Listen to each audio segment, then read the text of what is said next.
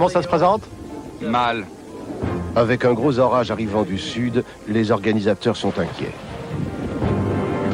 Les courses de pigeons reposent avant tout sur une extraordinaire faculté de ces oiseaux. Lâchés dans un lieu qui leur est inconnu, ils sont capables de parcourir plus de 1000 km pour retrouver leurs pigeonniers à des vitesses pouvant atteindre 100 km/h, comme s'ils étaient doués d'un sens de l'orientation magique. Cette étonnante aptitude fascine l'homme depuis la nuit des temps.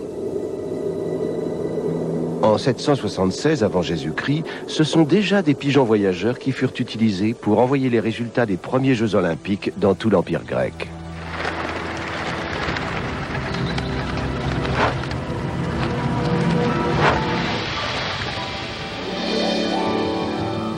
Les pigeons ne sont pourtant que l'un des nombreux exemples de migration animale. Dans le monde entier, les hommes se sont interrogés sur cette capacité apparemment surnaturelle des animaux à couvrir de grandes distances. Comment peuvent-ils accomplir de tels voyages, parcourant parfois jusqu'à la moitié du globe et revenir chaque année au même endroit? Quel est le principe qui les guide? Grâce à la science, nous allons peut-être enfin percer l'un des derniers grands mystères du règne animal. Après des décennies de recherche, nous nous sommes finalement aperçus que la principale clé de cette énigme était sous notre nez, depuis toujours. En dépit de leur rôle assez modeste dans le monde moderne, les pigeons nous ont appris les principes fondamentaux de la migration, qui est l'un des phénomènes les plus mystérieux du comportement animal. Nous sommes sur le point de comprendre ce qu'est exactement la migration, comment elle fonctionne et comment les oiseaux s'orientent. C'est une sorte de puzzle. Certaines pièces du puzzle sont définies et bien en place, mais l'image globale n'est pas encore claire. Parmi les nombreux scientifiques qui ont tenté d'expliquer la chose, 3 principaux courants ont émergé, chacun reposant sur une théorie différente. À l'université d'Oxford, le professeur Tim Guilford pense que les pigeons s'orientent grâce à des points de repère visuels. Il y a encore beaucoup de choses inexpliquées dans la façon dont les animaux se repèrent, et notamment la façon dont ils utilisent le paysage pour se diriger dans un lieu familier. À l'université de Francfort, les professeurs Wolfgang et Roswitha Wilczko penchent plutôt pour la théorie de l'orientation magnétique. Pour nous, les pigeons possèdent une boussole magnétique. Et ils ont même sûrement 2 sens magnétiques, l'un dans les yeux et l'autre dans le bec. Enfin, à l'université de Pise, le professeur Anna Gagliardo prétend que tout repose sur l'odorat et que les pigeons suivent simplement leur nez. Les pigeons apprennent à reconnaître les odeurs des différentes régions.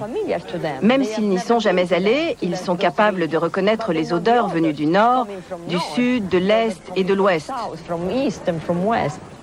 Outre ces éminents scientifiques issus des universités les plus anciennes et les plus prestigieuses d'Europe, on trouve aussi sur les rangs un outsider, le professeur Rupert Sheldrake.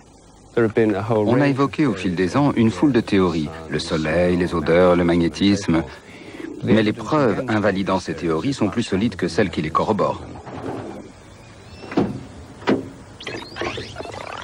Le professeur Sheldrake s'apprête à remettre sérieusement en question certains principes de la science newtonienne.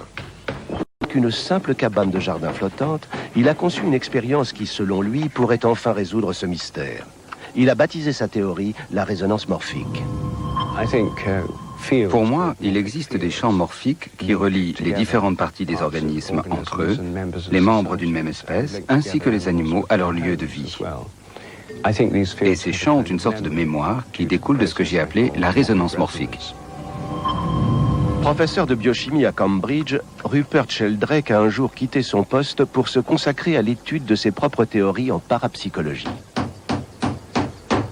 Voici Raxi, colombophile passionné. Il s'est porté volontaire pour aider le professeur Sheldrake à tester la théorie de la résonance morphique. C'est lui qui va veiller sur le pigeonnier flottant et sur les 22 tout jeunes oiseaux qui vont y élire domicile. Là, on a de beaux petits pigeons bleus, plus d'autres ici, et mon l'air en pleine forme. Il ne s'agira pas d'un pigeonnier conventionnel. Le professeur Sheldrake a pour ces oiseaux des projets un peu particuliers.